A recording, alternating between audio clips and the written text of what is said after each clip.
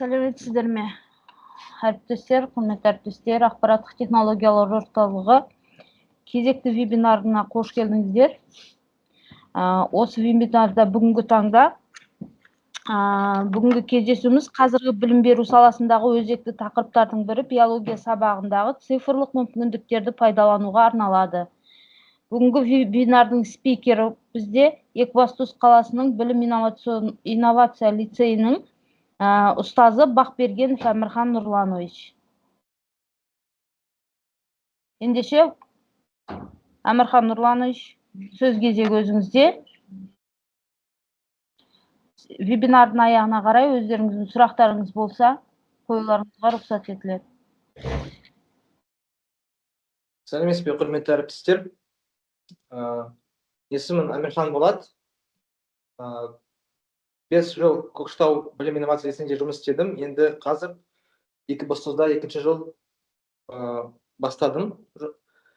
Біздің тақырып биология сабағына интерактивтік ресурстар. Және де біз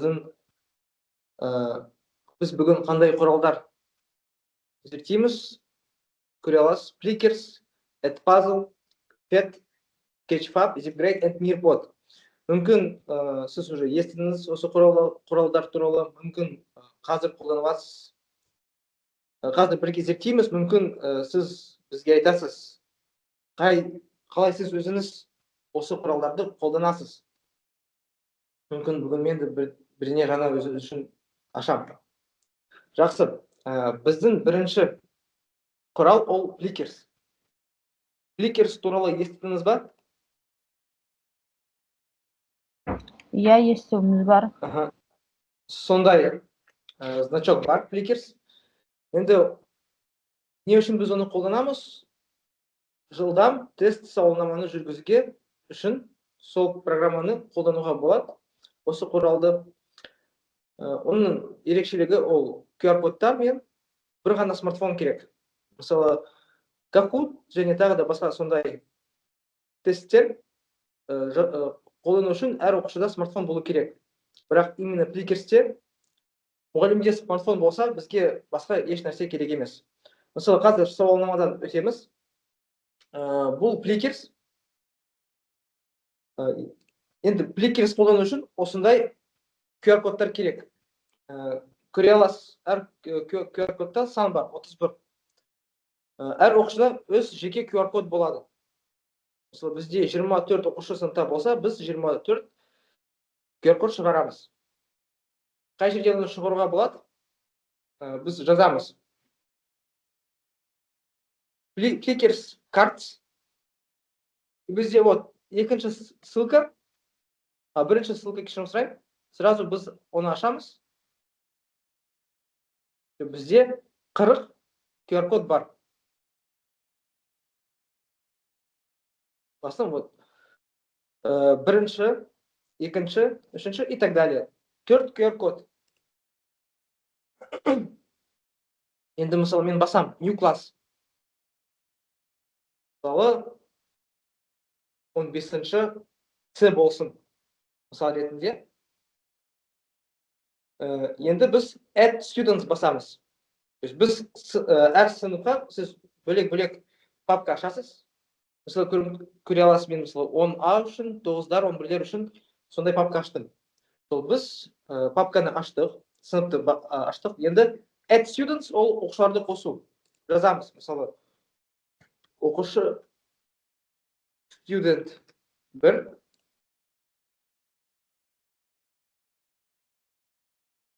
Бір оқушыны қостық, Enter басамыз. Жаңа солай оқушыларды қосамыз.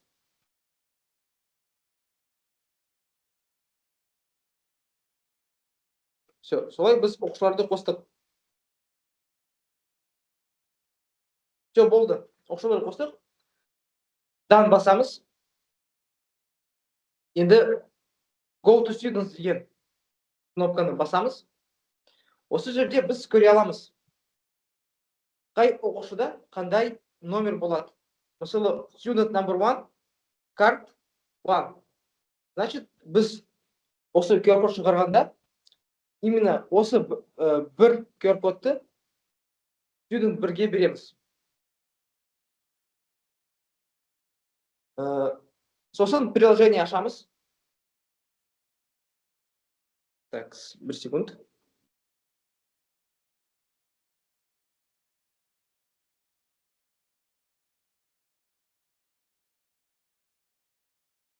Так, мен екінші трансляцияны бастадым. Не арқылы? Планшет арқылы. Сізге көрініп тұр ма?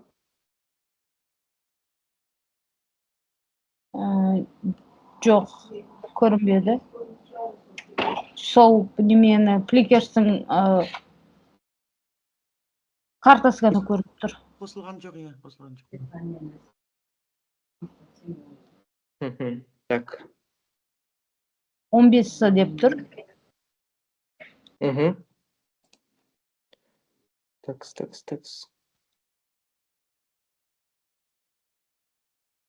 Сумкадан қаламыз. Иә, екінші демонстрация көріне бастады. Аха, супер. Бірақ ана қатысушылардың немесі бейнелері. Онда мен компьютермен демонстрацияны пока что өшірем.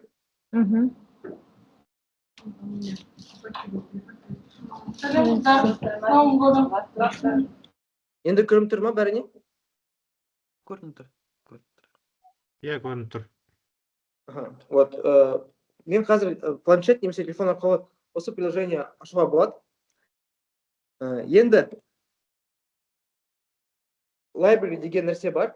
Library осы жерде біз өзіміз тест дайында аламыз. Тесттің саны шектеусіз. То есть, мысалы, мен 21-ден бастап тесттерді дайындаймын.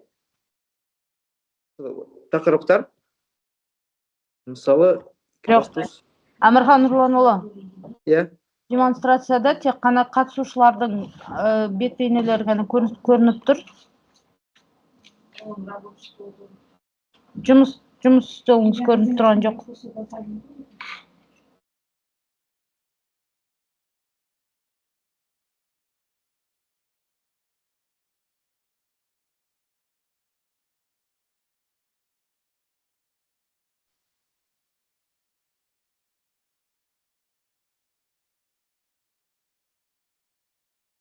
Енді? Енді көрінді. Вот, мысалы, бізде library деген бар нәрсе, кітапхана. Ол компьютермен де, телефонмен де ашуға болады, library. И осы жерде біз таңдаймыз нені. Қандай тестті біз өткіземіз. И мысал ретінде, так, мысалы, Екібастұз 9-шы сынып. Там, бірінші тақырып. И осы жерде бізде сұрақтар бар. Сұрақтар өзіміз жасаймыз. Енді бір ғана бізде осы жерде минус бар. Тегін версияда бір тестте максимум 5 сұрақ болады. То есть максимум 5 тест сұрақ біз жаса аламыз. Осы жерде playset деп басамыз. И енді сыныпты таңдаймыз. Мысалы, 11-ці бізде не ашылады? Сұрақ шықты. И мысалы, мен ортасында кругляшок. Оны басам дөңгелекті, камера ашылады. И егер мен камераны солай бассам, оқушының ID-сы автоматикалық түрде сканироваться етеді. То есть біз солай жұмыс істейміз. Өте оңай, қиын емес. Енді оқушылар қалай жауап береді? Қазір опять неге көшеміз? Компьютерге.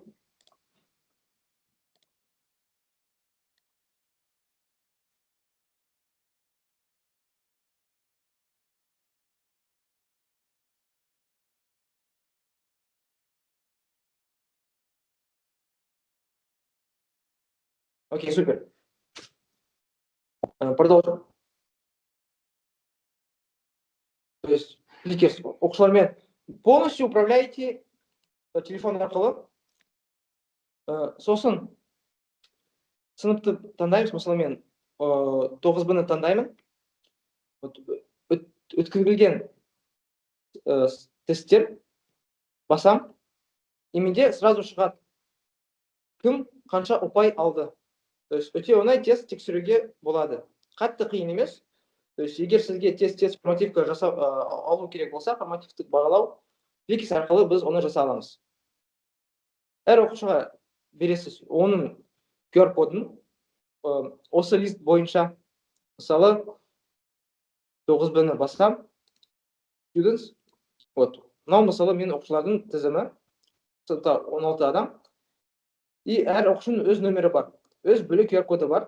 QR код мен оқушыларға тапсырып берем жылдың басында, и жылдың соңына дейін олар осы QR кодтермен жүреді. Бірақ мен әр сабақта оны қолданбаймын, өйткені оқушылар бір форматтан тест шаршайды қазір. Сол үшін біз сабақта әртүрлі құралдар қолданамыз.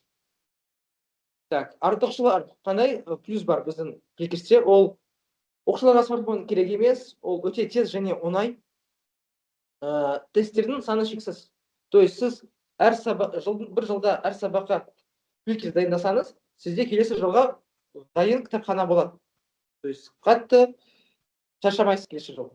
И анализ жасау қиын емес. Сізге уже сразу шығады кім қандай оқушы, қанша ұпай алды, және әр сұрақ ашып, кім қай жерде қателік жасады көруге болады. Кемшіліктер, тегін версияда тек 5 сұрақ бар, и екінші біздің кемшілігіміз ол оқушылар бір-бірінен жауап көре алады. Мысалы мен QR код көрсетемін, менің қасымда отырған адам сол қарап жауабын көре алады негізі. Сосын көп қолданбаймын. Енді екінші құрал ол бізде Edpuzzle. Сондай значок бар Edpuzzle. Ол уже видеоны сабақта қалай қолданамыз, бізге видеомен жұмыс жасау көмектеседі. Мысалы сайтқа өтеміз, Edpuzzle. Осындай сайт.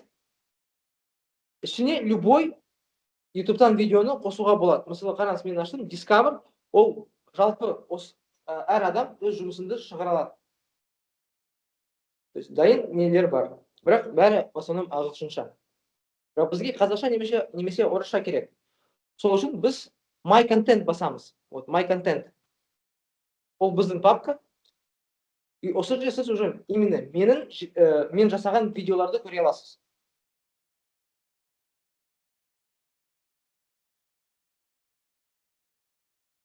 Енді мысалы біз Mios басамыз. Play қосамыз. И бізде видео басталды. In this video, we're going to take a look at the important thing about these gadgets is that they only contain half the genetic material of a normal cell. И қараңыз, бізде сұрақ шықты. Open-ended question.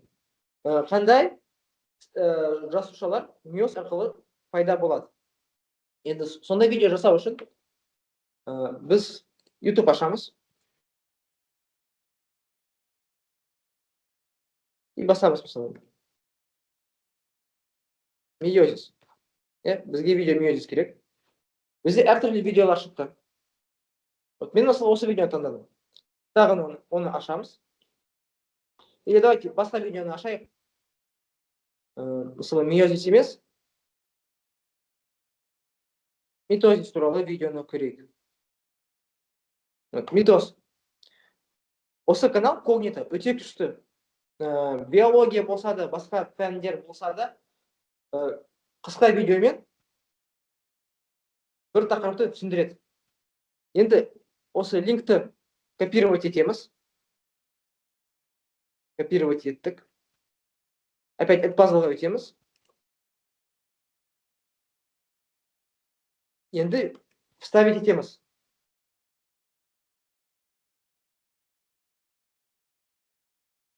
Все, бізде осы видео бар.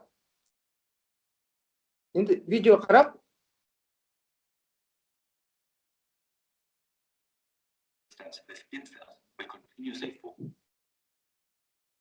question басамыз. Мысалы, осы 45-ші секундаға біз сұрақ қоя аламыз. Ол не болуы мүмкін? Ол мүмкін multiple choice question. Басқа сөзбен тест. Басамыз, сұрақ жазамыз, және жауап. Және дұрыс жауапты таңдаймыз. мысалы мынау жауап бізде дұрыс болады бір мысал ретінде біз галочка қоямыз, өте оңай. Немесе open question. Open question мысалы митоз деген не деп сұрақ қойсақ, мысалы оқушылар сосын өз дәптеріне жаза алады жауабын ашық түрде. Митоз ол жасушаның бөлінуі. Немесе notes. Сурет өз дәптерге салыңыз. Значит, оқушылар түсінеді. Мынау сурет өте маңызды, оны білу керек. И өз дәптеріне салады осы суретті. Или диаграмманы, гистограмма не болса да контент ішінде. Сосын save басамыз и дальше өтеміз.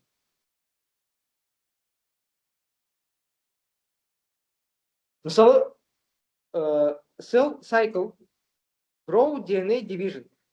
И біз open question жазамыз. Cell cycle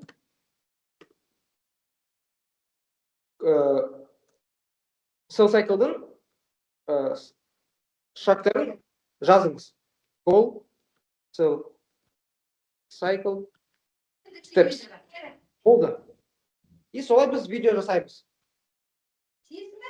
Енді кемшіліктер. Осы программның қандай кемшіліктері бар?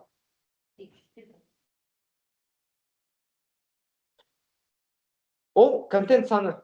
Мысалы, мен уже асып кеттім.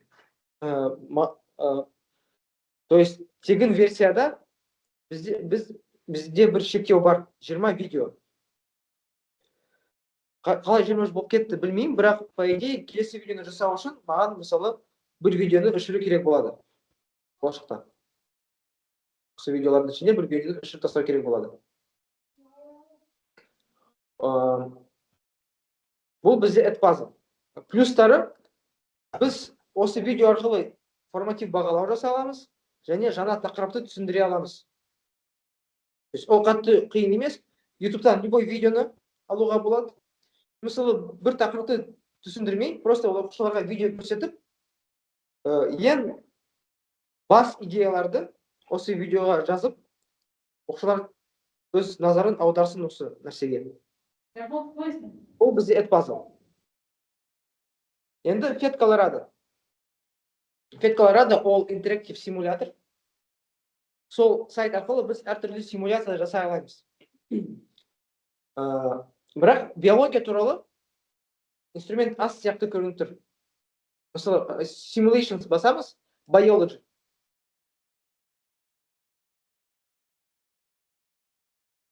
Вот, бізде 8 ғана симуляция бар сияқты.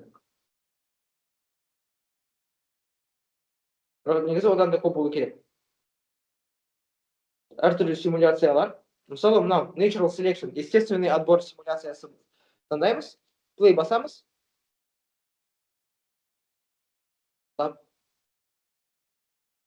Бізде қоян бар. Қоян осы жерде өмір сүріп жатыр. Біз оған бір партнерді таптық. Енді не болады бізде? Қояндар спокойно өмір сүріп, көбейе бастайды. Бірінші потомство шықты. Солай бола береді. Негізі, солай болса, қазір қояндар бүкіл шөпті жеп, бүкіл экран қоянмен болады. Көріп тұрмыз, өсе береді. Бірақ біз қасқырларды қосамыз. То есть, хищник, природный враг. Қасқырлар жүреді, қояндарды жейді. И біз әртүрлі мутацияларды қоса береміз. Қараңыз, бізде мысалы қоңыр пайда болды. Күтеміз, қазір жаңа не шығады. То есть, құлақтар әртүрлі, тістер әртүрлі қояндар шықты. Енді біз опять қасқырларды жібереміз. Қараңыз, бізде ақ өте көп, бірақ қоңырлар прям аз. Бірақ қазір 50 на 50 болды. Неге солай? Өйткені мысалы жер қоңыр и қоңыр қояндар бір преимущество бар. Олар қоңыр жерде солай қатты көрінбейді ақ қоян сияқты. То есть ол Именно. біз осы жерде естественный отбор көреміз, natural selection. То есть қоңыр қояндарда адаптация бар, ол оларға өмір сүруге көмектеседі. Бірақ мысалы ақ қойсақ, қазір қоңырларды жеп қояды, ақ қалады. Бұл бізде феткаларады. Енді, бірақ тек қана биология, сіз білесіз, биология мен химия, физика олар бір-біріне байланысты пәндер. Мысалы, биология жерде жоқ, бірақ бізде диффузия, мысалы, өте күшті көрсетілген, diffusion simulation. Ол, по-моему, осы жерде химияға деп жазылған. Мысалы, диффузия. Осы жерде біз молекулаларды қосамыз. Мысалы, көк пен қызыл молекулаларды қостық. Олар жүреді. И мысалы, қазір мен көк молекулалардың температурын түсірем. Енді көріп тұрсыз, қызыл молекулалар тез қозғалады, өйткені олар ыстық. Оларда кинетикалық энергия көп. А көк асықпай жүреді. Енді біз remove divider басамыз. Қазір олар араласып кетеді. Яғни қазір біз диффузияны көре аламыз. Диффузия қалай болады? Осы симуляция арқылы оқушыларға диффузияны түсіндіруге болады. И бізде мысалы бар center of mass, practice, көрсетеді, не қай жерге барады. Өте қызық нәрсе. Енді фет дұрыстап қолдану үшін бізге прям кіріп зерттеу керек. Қандай не бар, не істей аламыз. Соны зерттеп, қарап, мысалы, мынау күшті симуляция биологияда қолдануға болады деп қолдану болады. Ол бізде феткаларады. Артықшылар оңай, оқушыларға қызық. Өйткені өз көзімен көре алады. Және де там задачаның условияны өзгерте алады. Температураны қосып, қоңыр қояларды қосып. Кемшіліктер биологияға арналған құралдар аз. По крайней мере, солай көрініп тұр. Өйткені мысалы диффузия бізге сәйкес қой, тақырыптарға, пассив транспортқа сәйкес. Бірақ ол биологияға жатпайды, ол химияға жатады осы жерде. Білесіз, скетчфаб. Скетчфаб ол 3D модельмен жұмыс жасауға арналған көрнекі құралдар. То есть бізге бір тақырыпты таңдаймыз, мысалы leaf structure. Еще бізде сразу өсімдіктің несі шықты, строениясы. Өсімдікке жапырақтың строениясы шықты.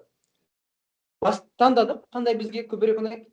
Жоқ, бізде дайын. И біз прям спокойно көре аламыз. Оқушыларға көрсетіп, мысалы, мынау бізде кутикула бар, vascular bundles, паренхима, топчатая, губчатая. Оқушыларға түсіндіре аламыз. Мысалы, мынау сізге ұнамаса, басқаны көруге болады. Немесе лиф емес. Мысалы, бицепс, трицепс. Бізде как раз не болды ғой? Үшінші тоқсанда бізде тақырып бицепс, трицепс болды, opposite muscles. И ол бізге көрсетеді, мысалы, қалай жұмыс істейді. Біз көре аламыз, что бицепс жұмыс істегенде қолымыз қалай қозғалады. Және то, что бізде, мысалы, бицепс екі сүйекке плечевая и предплечьеға қосылған. Қазір, мысалы, трицепс жұмыс істегенде, қолым солай қозғалады. То есть өте көп қызық нәрсені көруге болады. Ол бізде скетчфаб. Енді скетчфаб тоже феткаларда сияқты, оны просто зерттеу керек. Дым қиын нәрсе жоқ осы жерде. Просто зерттеу керек. Бұл жерде сұрақ қойсам бола ма? Иә. Тек қана ағылшынша бола ма сонда, немесе қазақша жазуға бола ма? Скетчфаб пен феткаларда тек қана ағылшынша болады, өкінішке орай. Бірақ бұл жерде бізге тек қана қарау керек қой. То есть оқушыларға бірнеше оқуға керек емес, біз просто қараймыз. Көрнекі құралдар болса да, симуляция болса да көреміз. Бұл жерде біз мысалы сабақ алдында переводчикпен отырып іздесек болады спокойно. А сабақта уже көрсетеміз. Фликерс Бұл мысалы ақылы осы осы емес пе бұл? программалар, иә, ағылшынша. Sketchpad ақылы ма или тегін бе? Қазір бәрі тегін. Қазір бәрі тегін. Платный версиялар бар. Бірақ біз платный версиясыз да жұмыс істей аламыз спокойно. Мысалы Sketchpad-тың кемшіліктердің ішінде кейбір модельдер тегін емес. То есть кейбір модельдер ғана тегін емес. Мысалы сіз жаздыңыз, строение клетки жаздыңыз. Сізде 6 модель шықты, бір модель прям пипец күшті, мощный модель. Бірақ сіз оны қолдана алмайсыз, өйткені ол тегін емес. Бірақ зато сізде там екіншісі бар, тоже жақсы. Сабаққа қолдануға болады, сабақта қолдануға болады. Соны таңдайсыз. Тағы бір сұрақ бар еді. Мына жерде оны переводчикпен аударған кезде ол мағынасы қатты өзгеріп кетпей ме, әлде нормально сақталды ма? Соны айта аламын, өйткені переводчикті қолданбаймын. То есть сол үшін өтірік айтпайын, білмеймін. Мүмкін переводчикпен қолдануға болады. Примерно түсініп алуға болады. Иә. То есть там либо ютубта прям туториал жазып, сондай программа туториал бұл жерде прям подробно көрсетеді. Мынаны бассақ не болады, мынаны бассақ не болады. Бірақ қазір оны бассақ бізде уақыт жетпейді. Мысалы бізде қазір уже уақыт бітіп жатыр, по идее, сол үшін кішкене тезірек айтамын. Келесі ZipGrade. ZipGrade ол, то есть бұрынғы ENT сияқты қағазда жазғанда біз мысалы там сұрақтар бізде шығады.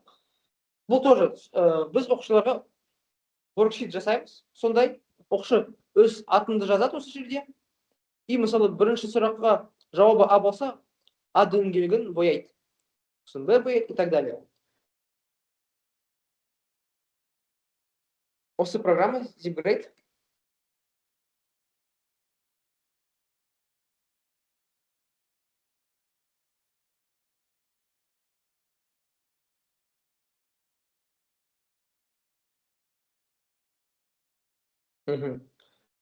Жарайды. Аша алмаймын. Телефон арқылы ашуға болады ZipGrade'ті. То есть сосын просто телефонмен сканировать етесіз осы worksheet'ті. И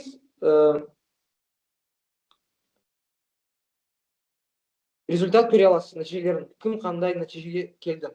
Енді worksheet'тер тоже әртүрлі болады. Мысалы, мына worksheet 20 сұраққа арналған. Мына worksheet 50 сұраққа арналған.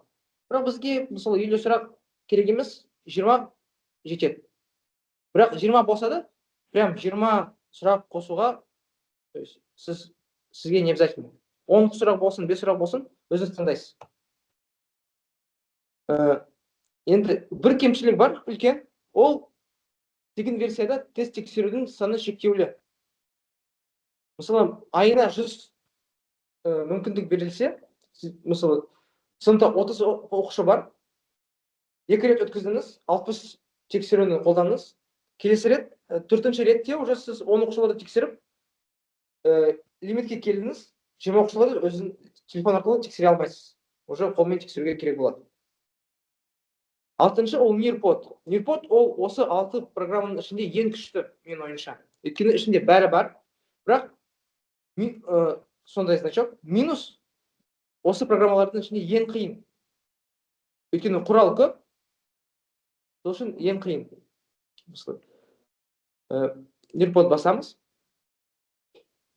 Тізім. Давайте мен осы слайд көрсетем. Вот, скрин жасайсыз ба, фото жасайсыз ба? Вот, бізде осы 6 құрал туралы біз сөйлестік. Flickr, Edpuzzle, Fed Colorado, Sketchfab, ZipGrade and Nearpod. Осы 6 құрал туралы біз бүгін сізбен сөйлестік.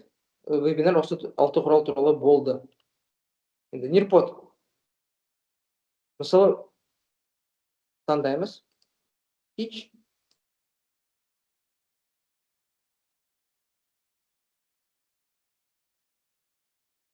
Оқушылар, осы жерде бір минус, оқушыларға не керек? Приложение керек. Олар приложение арқылы кіреді, осы кодты жазады. Приложение кіреді, осы код жазады. Болды. Соны керек, сіз сабақты бастайсыз. Бірақ мысалы егер оқушыларда телефон болмаса же тағы бір нәрсе болса да оны басамыз. Open new tab.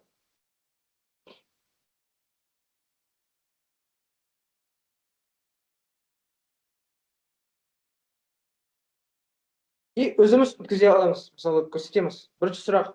Ол то есть бізге тестовый сұрақ. Қазір мен сіздерге көрсетемін қандай не бар. Құралдар. Қарапайым сұрақ тестовый бір жауаппен.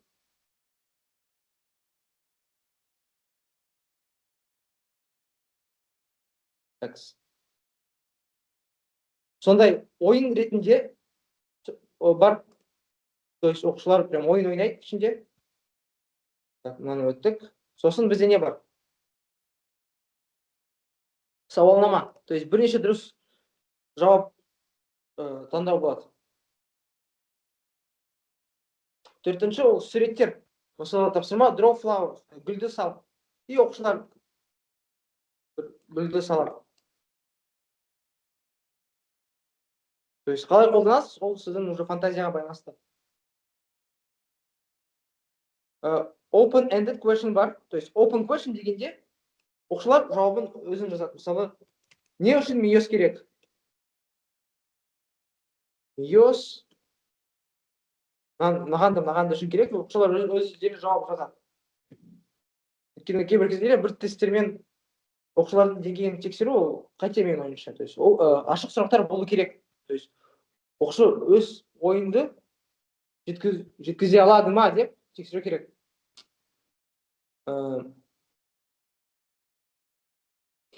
Так, келесі бізде интерактив тақта бар. Мысалы фидбек беру үшін. Мысалы бүгін өзіңді сабақты қалай бағалайсың мысалы. И оқушы жазады. Маған сабақ ұнады, қараңыз. Мысалы бұл мен жаздым, бірақ осы жерде көрсетпейді кім жазды. То есть анонимно. Ол жақсы. Сіз сосын өзіңіз көре аласыз. Егер мысалы оқушы ұялшақ болса, ол өте жақсы нәрсе. Маған сабақ ұнады, бірақ соңғы тапсырманы орындауға уақыт жетпеді. И біз уже анализ жасаймыз.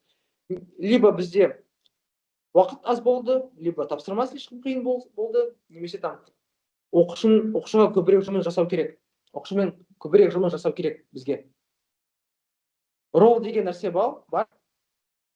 Осы жерде, то есть, мысалы, сабақтың неше пайызын түсіндіңіз. И оқушылар уже таңдайды. И біз көре аламыз. Мына оқушы 50% ғана түсінді, мынау бәрін түсінді, немесе түсінген жоқ. Сосын бізде matching бар, ол сәйкестендіру. Мысалы, лизосома нені істейді? Бізде қорыту жасайды жасушаның ішінде. Митохондрия энергияны шығарады, рибосома протеинді жасайды. Все, болды. Memory тест ол больше формативный бағалау ретінде емес, просто оқушыларға бір қызық ойын болсын. Мысалы, митохондрия, хлоропласт. Бізде бірінші митохондрия, екінші хлоропласт. И біз солай ашамыз, мысалы, мынау жерде хлоропласт. Все. И кім бірінші істейді, кім көп жасайды ход, кім аз ходпен бітіреді осы ойынды, оқушыларға кішкене қызық болсын деп қолдануға болады. Рибосома. Вот cell. Все, болды. Мысалы, мен осы ойынды өту үшін мен 10 move жасадым. Келесі ол бізде біз мысалы бір текст дайындадық. Оқушыларға осы бос орынға бір сөз қою керек. Біз уже жауаптарын білеміз, сол үшін біз сөз орындаймыз. Бірақ оқушылар оқып, прям контентті түсініп, жауабын табады. Можно специально, мысалы, не бір как будто дұрыс сияқты нәрсені қойып, бірақ по факту дұрыс емес. Внимательно оқушы табады жауабын, невнимательно таба алмайды. Болды. И мысалы қараңыз, біз екі сұрақтан екеуі де бізде дұрыс болды. Ол бізде Nearpod. Nearpod осы 6 приложенияның ішінде ең маған көп ұнайды. Өйткені құрал өте көп, оқушыларға өте қызық болады. Бірақ сол алтының ішінде ең қиынды. Өйткені құрал көп, не қалай жұмыс істейді, түсіну керек. Ең оңайлар ол бізде вот Clickers, Edpuzzles, Pet, Sketchfab. Бір құрал, четко, понятно. И все. Мынау бізде тест, мынау бізде видео, 3D модель и симулятор. Болды. Мысалы, бір сабақта осы төртеуінде бірге қолдануға болады. Сізде сұрақтар бар ма? Рахмет, құрметті әріптестер, сұрақтарыңыз болса қоя отырыңыздар. Айтатын тілек, лебіздеріңіз болса да. Мен айтқым келеді. Мен бүгінгі вебинарға қатысқаныма қуаныштымын. Мен енді басынан бастап қатыса алмадым, бірақ осы қатысқаннан бастап уже көп бір пайдалы мәлімет ала алдым.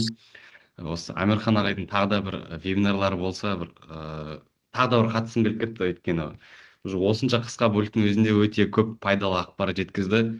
Тағы да вебинар қатыссам, енді білмеймін, мен сияқты бір жас мамандарға бір өте керемет бір құрал болды деп ойлаймын.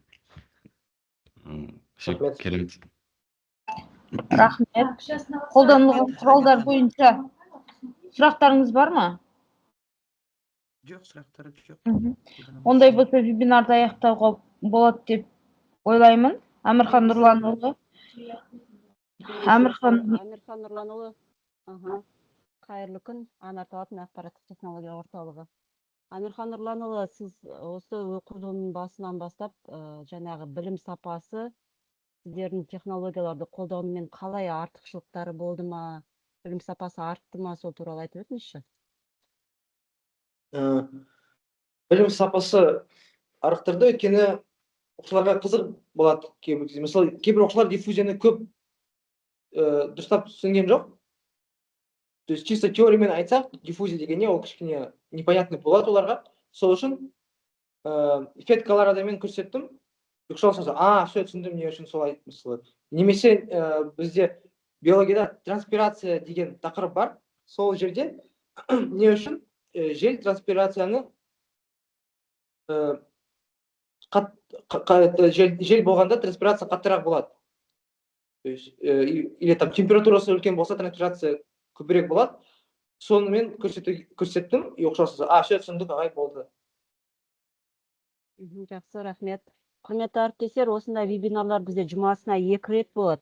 Басқа да пәндерге байланысты. Сондықтан бір-бірлеріңізге айтып, қатысып отырыңыздар. Вебинарлар өте пайдалы, әсіресе жаңағы сіз айтқандай жас мамандарға. Жас маман болсын, немесе жаңағы бәрен жұмыс істеген ұстаздарға болсын, пайдалы вебинарлар. Рахмет, Амирхан Нұрланұлы. Құрметті әріптестер, ескерте кеткім келіп тұр, хабарландыру ретінде қабылдасаңыздар болады. Жұма күні білім инновация лицейінің математика пәнінің мұғалімі Таушкеев Мақсат Саттыбаевич вебинар өткізетін болады. Математика пәнінде интерактивті ресурстарды қолдану деген тақырыпқа байланысты 16 қаңтар сағат 3-те болады. Сілтемелерін қосымша тағы жіберетін боламыз. Олай болатын болса, вебинарды аяқтауға рұқсат етіңіздер. Барлықтарыңызға уақыттарыңызды бөліп қатысқандарыңызға көп-көп рахмет. Келесі кездескенше, құрметті әріптестер. Сау болыңыздар. Сау болыңыздар. Рахмет, әріптестер.